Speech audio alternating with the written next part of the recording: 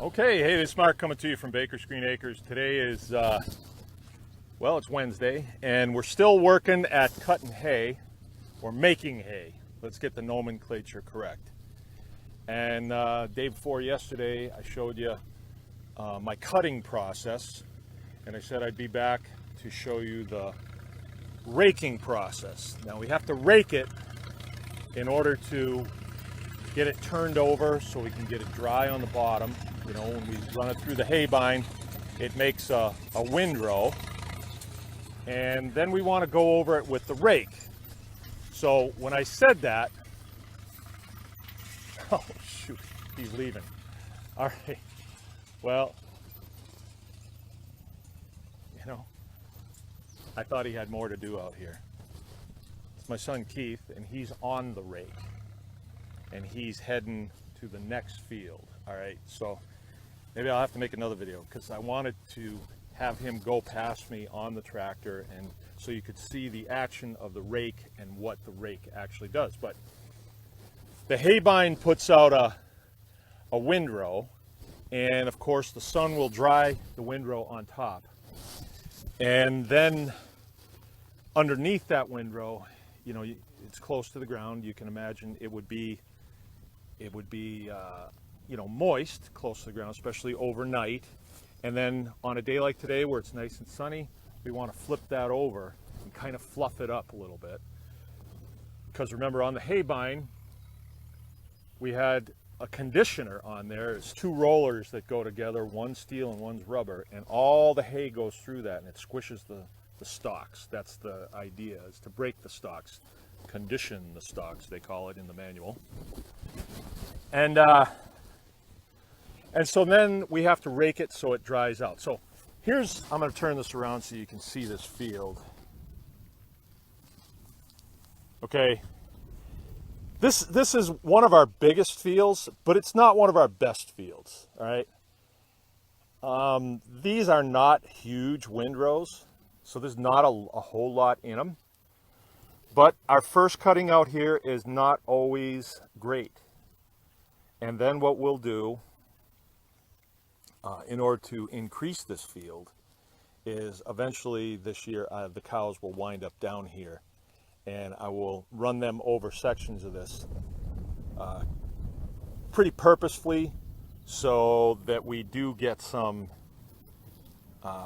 disturbance action. Okay, when they disturb the soil, that helps things to kind of wake up a little bit. This is a new seeding. It's only about 6 years old. But it didn't work out so good for some reason. So we've got to do what we can here.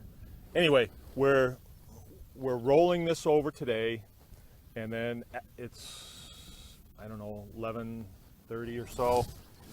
After lunch, I will be baling the top field, which was the first one that I cut, and was the first one that Keith rolled over, that he raked. So I'll be baling that one, and then I'll be down here by 5 o'clock tonight and get this all rolled up too, hopefully. That's the plan anyway. If not, it's supposed to rain tonight. If it doesn't rain much, we're okay. If it rains a lot, we may have to roll this over again. Getting rained on is not always a terrible thing. It's, you know, the cows still eat it fine. It doesn't ruin anything. If you get rained on it 3-4 days in a row, especially when it was dry, you can totally lose it. So for me and the small amount of haying that I do, I'm always watching very closely. I don't do 3 cuts. Sometimes I don't even do 2 cuts. I do enough that I get good quality hay the first time around, and enough to get me through the winter. Along the lines of haying, you know, I get a lot of comments and stuff, and people think hay, you know, and well, where the heck does hay come from? What is hay? It's grass. This is a grass field. So guys that do nothing but hay, and I knew some of them out in Montana, they were grass farmers. They would grow nothing but hay and bale that, and then that was a valuable commodity because this is what cows eat. I mean, this is what we should be feeding cows. Back in the day, what they would do is they had a sickle bar mower that they would pull out here with a horse or a team of horses. And then they would come out and they had rudimentary rakes then too, ground drive rakes, sort of like ours. Ours is pretty old. It's probably a 40s or 50s. And they would come out and they would load it on wagons loose and take it up to the barn. And then they had hay hooks in the barn that they would pick it up off the wagon and they'd put it on the hay mow, you know, so it's under a roof, and then they could fork it to the cows all winter long, right? Now we have the ability to bale it, so it's a lot tighter. We can make a lot more of it in a few days. I mean, this whole operation is going to take me, a week, all said and done, a week to get it cut, raked, baled, and inside, and I will have a lot of hay. So I'm able to do my hay in a week, where 50, 60 years ago, yeah, 60 years ago. Well, no, it would be more than that. But anyway, early 1900s, it was an all. It was a long affair in the summer, and it was their mainstay, really. Getting that hay in the barn was their mainstay, because the people that settled this place, they lived off the animals, and the animals lived off the grass. So grass farming is a good place to look back to when you're in the homesteading business, because grass is something that doesn't require a whole lot of help from us. So long as it rains and it's sunny, I mean, it's a free lunch for your cows and your sheep and your goats and pigs. It's a free lunch. It's really nice. And guys put a lot of time and effort into haying because it is so productive. And personally, I think you marry haying with grazing and you've got it made, because there is so much of this farm. We calculate that we cut about 45, 50 acres of hay on this farm. That's the rough calculation. I mean, I got a map that I can look at that somebody else made. And because of water and trees, big trees, woods, and swampy areas, it's an 80-acre farm. I can't get at it with machinery to cut the hay. I just can't get at it. And even something like, you look here, that fence line right there, well, I can cut up to within 6 inches of that if I'm paying real good attention. But if I stray off and my hay bind hooks that, not only am I cutting hay, I'm building fences. So I don't want to do that. So I stay out from it 2 feet, sometimes 3 feet. And you might think, geez, you're wasting a lot of hay there. No, I'm not. Because when I'm done and I have all of this hay off of here, all of this stuff is all baled up and taken off, then I can put my cows in here. And they'll clean up that entire fence line. Matter of fact, they'll get to within no inches of that fence eating the hay. So they bring the tolerances really, really close. And I don't have to worry about, trees, cropping up along the fence line and things like that, because they take everything back right to the fence. And then in the middle here, if we've missed anything, they'll take care of that. Let's say that when I'm done, all my bales are together, and then I have another half a row here of hay laying on the ground. I'll just leave it, because I know when I turn the cows in here, it's several cow days for them.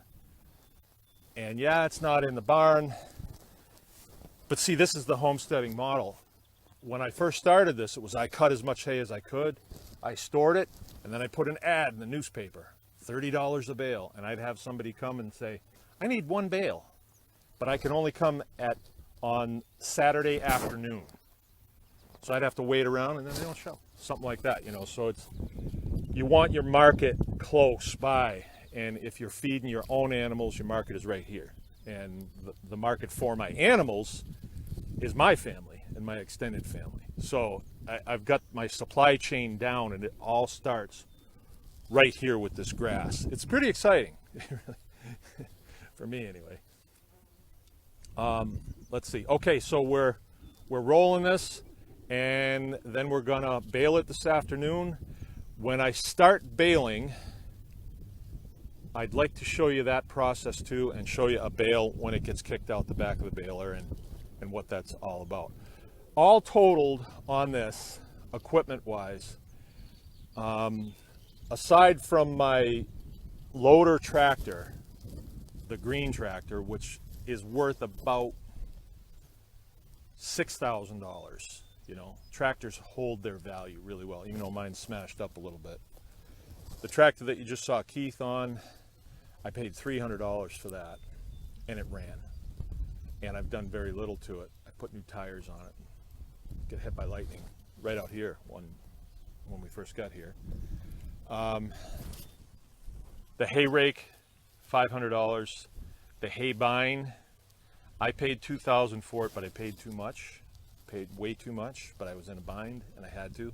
But you can get a hay bine like that for $1,000 that's in good working order. And if it isn't in good working order, you can bring it up to speed really quick because the parts are very standardized. So I don't have a whole lot of money wrapped up in this hay equipment, and I paid for it a long time ago. You know, I'm here 15 years. So I've paid for it a long time ago.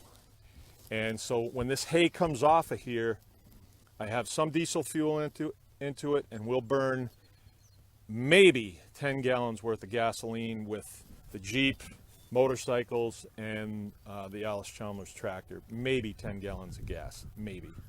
And all that hay will be in our clear span at the end. And what have I really got into it? You know, I have the taxes on the land, of course, things like that, but not a whole lot. But that will feed my animals for the entire winter season, and it's a great feeling. It's a great feeling. All right, I'm going to end this now, and then I'm going to head up to there where he is raking. What he's doing now, well, I'll tell you when I get there.